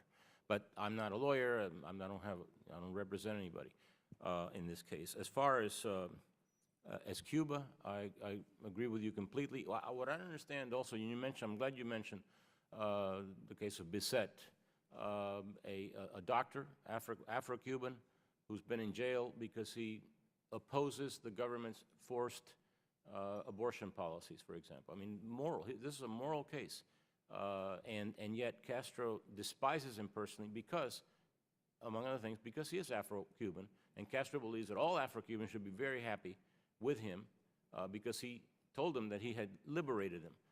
In fact, that's one of the most racist government structures in the world. There's very few members of Cuban minorities in the Castro government. I'll yield the balance of my time. I can't really speak to the Brazil case, but let me just say, I am always concerned about preconditions. I would like to see all the prisoners released, no question. I sit on the advisory committees of several human rights groups and the like. But the question is, how do you get it done? And that would be the question, and I would want somebody who was a professional negotiator to be involved. I think the pressure from other Latin American countries, from European countries, would be helpful. As long as Latin American countries see us as sort of their adversary on the issue of Cuba, they're not going to be helpful on many of the issues we want.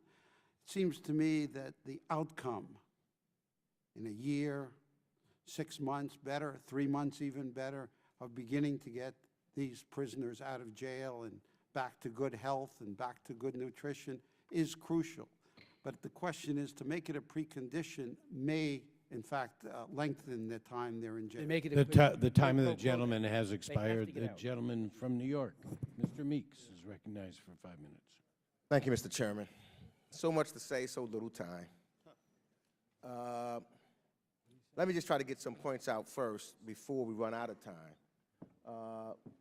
From my point of view, one of the things that is most important that we do is I deal with the trade agreements first. 2 negotiated trade agreements that we have with the Hemisphere that I think that the world is looking at to see what we do. It is important that we pass Colombia and Panama, because wherever I go in Western Hemisphere or in South America, those are the questions that are asked of me, whether or not we're going to pass it.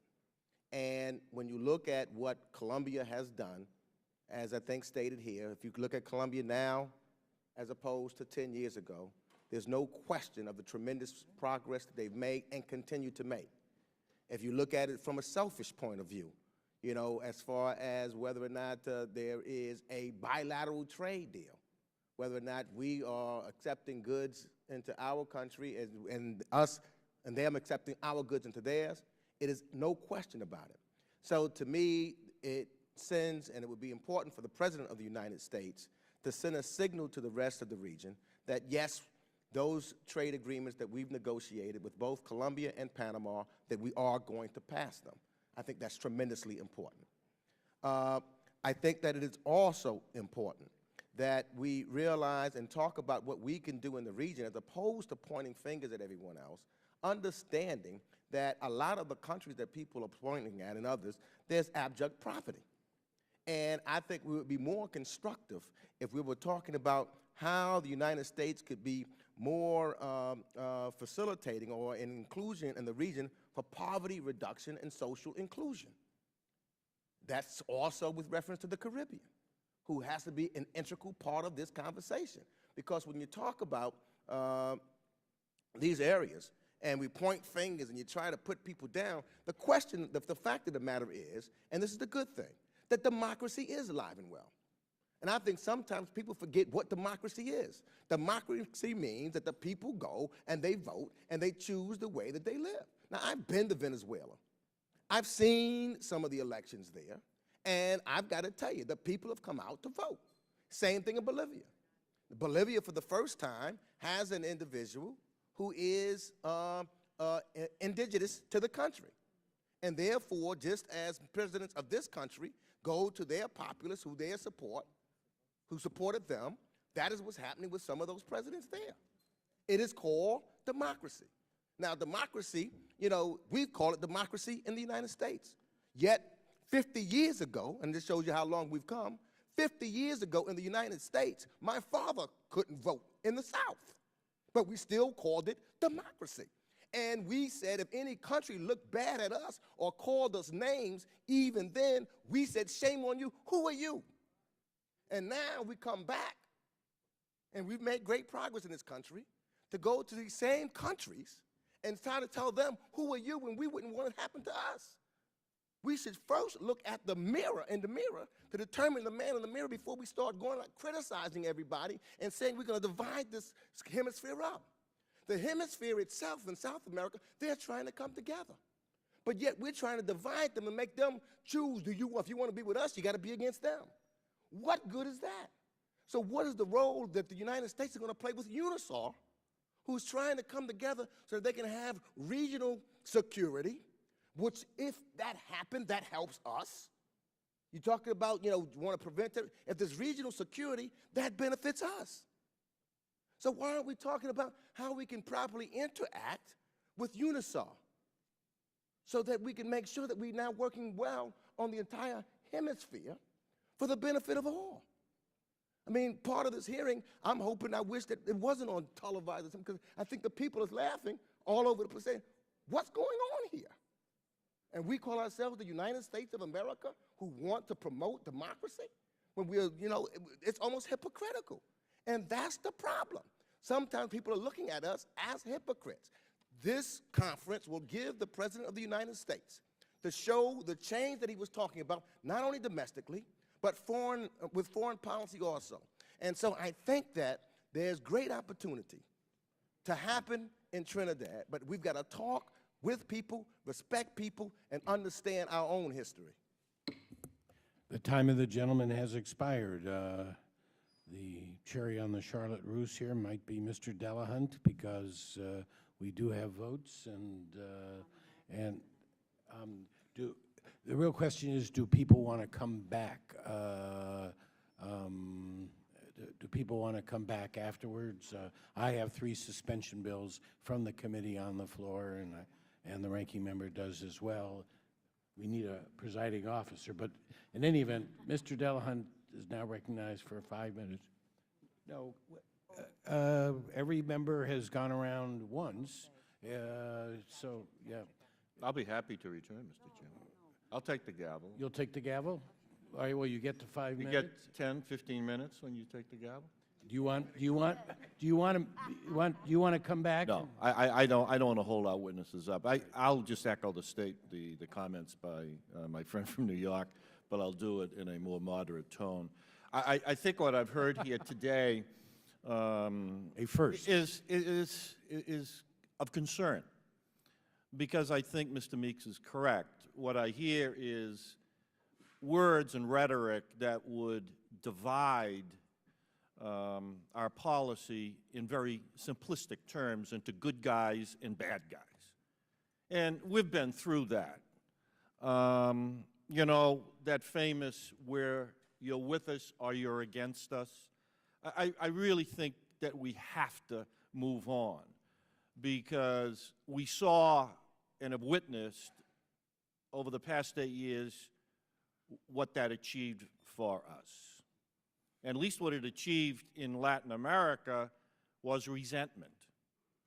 I'm reminded of the poll by John Zogby, which posed a very simple question. How would you grade the United States government handling of our relationships with Latin America? And it was 86% negative and 13% positive, and I guess 1% was undecided. So we didn't do too well during the Bush administration in terms of Latin America, no matter how many summits were held. Clearly, there was resentment because we were perceived to be, as Mr. Meek said, telling them what they had to do. That era should be over. I'm really disturbed when I hear that somehow we're going to hold up remittances to El Salvador if they dare vote in an election for a government that we might not like. I thought we won the Cold War, Mr. Chairman, and I'm presuming, at least my information is, that the FMLN is no longer considered a terrorist organization, much like the IRA and the Sinn Féin in Northern Ireland morphed into mainstream Irish politics and democracy. So I think it's very, very dangerous not to be labeling all the time. You know, the ambassador mentioned me earlier in reference to Venezuela, and that he was picking on me. I don't think you're picking on me, Mr. Ambassador. We've had disagreements about your policy vis-a-vis Venezuela. And, you know, you mentioned in your remarks that it was important that President Obama send a signal that he knows the difference between despots and Democrats. Let me assure you he does. I have no doubt, I have full confidence in President Obama. He'll know that distinction. And I dare say in the case of Venezuela, he would not have made an effort to support tacitly the coup. He would not have attempted to influence other ambassadors in other nations in Latin America to confer legitimacy to the Carmona government, which, as you know, Ambassador Reich, because you were part of that effort, when Pedro Carmona swore himself in Venezuela, his first act was to abolish the National Assembly, to abolish the judiciary, and I don't know what other democratic institution was abolished under Mr. Carmona, but I dare say that prompted the return of Hugo Chavez. So I don't think that President Obama would have made the mistake of tacitly supporting a coup and then conferring or attempting to confer some legitimacy on a government that clearly was undemocratic, authoritarian. Neither did we, sir. I'm No. afraid I'm not going to have time to respond. But Well, you know I what? have to respond. Yeah, there's rules here. I have the floor. You're not yielding the time. I have the floor. And I'll yield back.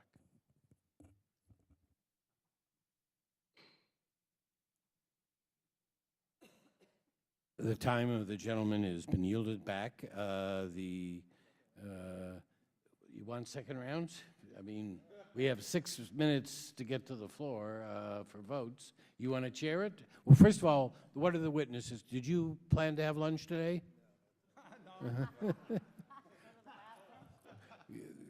I would be very interested, Mr. Chairman, if I could, in responding to Mr. Delahunt's allegations, because they're serious allegations.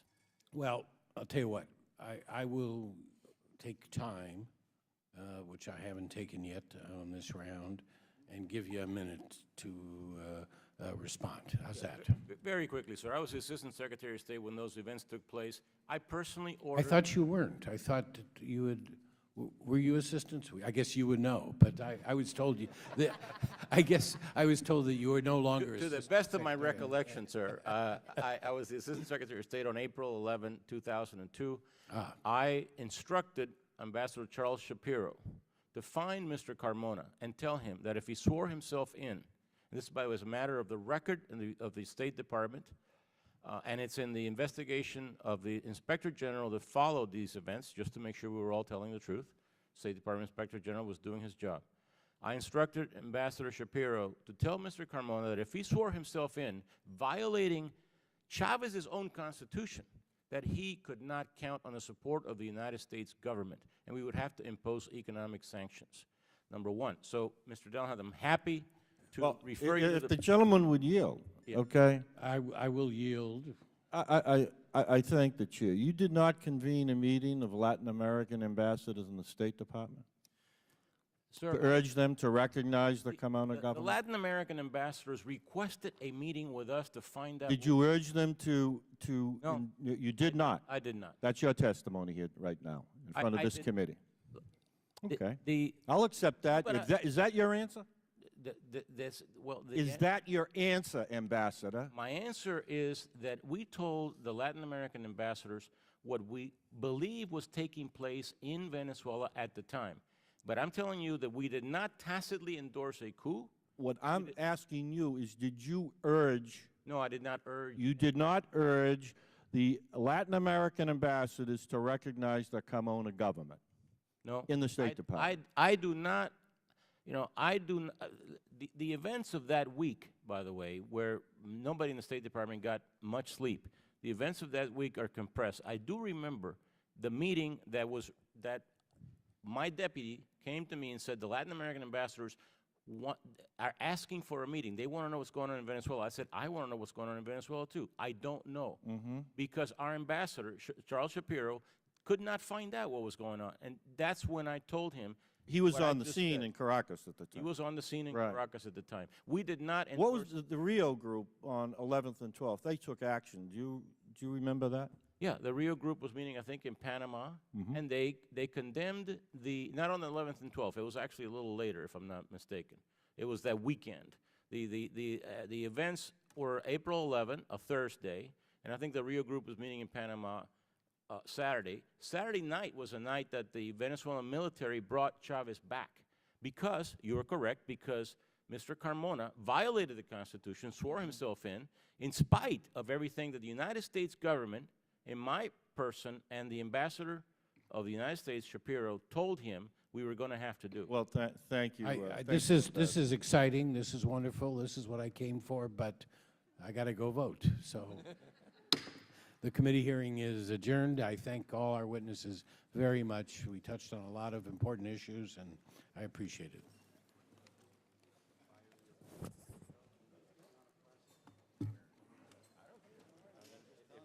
Well, do I owe an apology for saying they tasked me? Mr.